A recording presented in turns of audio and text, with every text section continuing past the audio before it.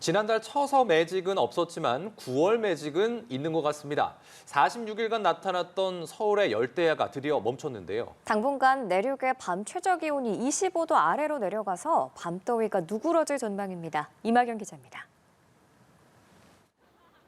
절기 처서가 지나면 마법처럼 더위가 사라진다는 처서 매직.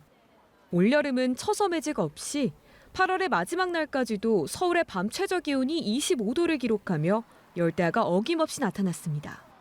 그런데 달력이 9월로 넘어가자마자 서울의 열대야가 멈췄습니다. 어젯밤 서울의 밤 최저 기온은 22도.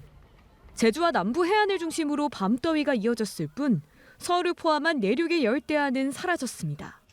서울은 올해 6월 29일 열대야가 처음으로 시작돼 지난 8월까지 모두 46일에 걸쳐 밤더위를 겪었습니다.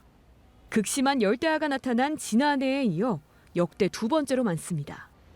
비 소식이 있는 토요일을 제외하고 이번 주 내내 서울의 밤 최저 기온은 25도 아래로 예상됩니다.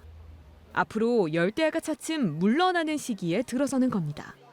우리나라 북쪽으로 고기압이 자리 잡고 북동풍 계열의 바람이 불면서 서울 등 서쪽 지역의 습도가 낮아지고 열대야가 해소되었습니다. 당분간 이런 기압계가 유지되면서 낮 동안에는 햇볕의 영향으로 기온이 오르겠지만 밤에는 다소 누그러들겠습니다. 다만 올해 열대야가 완전히 끝난 건 아닙니다. 기상청은 다습한 서풍 계열의 바람이 불면 언제라도 또다시 열대야가 시작될 가능성이 있다고 내다봤습니다. 연합뉴스 TV 이마경입니다. 오늘도 낮 기온이 30도를 웃도는 무더위가 이어지겠습니다. 남부지방을 중심으로는 저녁까지 비가 내리겠는데요. 자세한 날씨 기상캐스터 연결해서 알아보겠습니다. 김수진 캐스터. 네, 비구름이 남쪽으로 내려가며 중부지방의 비는 대부분 그쳤습니다. 다만 중부지방은 저녁까지 비가 내렸다 그치기를 반복하겠습니다. 앞으로 남부지방과 제주도에는 최대 60mm의 비가 더 내리겠는데요. 특히 오후까지 경남과 제주에는 시간당 30mm의 강한 비가 집중되는 곳도 있어 주의하셔야겠습니다. 비구름에서 벗어난 중부지방은 하늘에 구름만 다소 지나겠고요. 이 구름 사이로 볕이 강하게 내리쬐며 자외선 지수가 높음에서 매우 높은 수준까지 치솟겠습니다. 외출하실 때 자외선 차단에 신경 쓰셔야겠습니다. 오늘 한낮에도 무더위가 이어지겠습니다. 서울의 낮 기온은 32도로 어제보다 4도가량 높겠고요. 폭염특보가 발효 중인 남부지방도 광주 31도, 대구 32도, 하동 34도까지 오르겠습니다. 당분간 무더운 날씨 속 곳곳에 소나기 소식이 잦겠고요. 목요일에는 중서지방에 비가 내리겠습니다.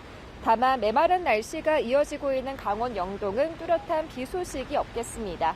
지금까지 날씨 전해드렸습니다. 밤사이 전국 대부분 지역의 최저 기온이 25도를 밑돌아 열대야가 사라졌습니다. 서울에서는 아침 최저 기온이 22도까지 떨어지며 지난달 10일 이후 가장 낮은 수은주를 보였습니다. 대전과 강릉, 광주와 대구 등 내륙 대부분에서도 밤더위가 나타나지 않았습니다. 기상청은 당분간도 내륙의 열대야는 없겠고 제주와 남부 해안가를 중심으로만 밤더위가 있을 것으로 내다봤습니다. 극심한 가뭄을 겪고 있는 강원도 강릉시에서 이틀 동안 8.6mm의 비가 내렸습니다. 특히 강릉의 주요 식수원인 오봉저수지와 인접한 구정면과 성산면에서는 7.5mm, 왕산면에서도 6.0mm의 적은 양의 비가 오는데 그쳤습니다. 강원 영동 지역은 지난 6개월 동안 458mm의 비가 내리며 평년 대비 강수 부족량이 441mm에 달합니다. 기상청은 강릉을 포함한 영동 지역에서 앞으로 열흘 동안 비가 내리지 않을 것으로 전망했습니다.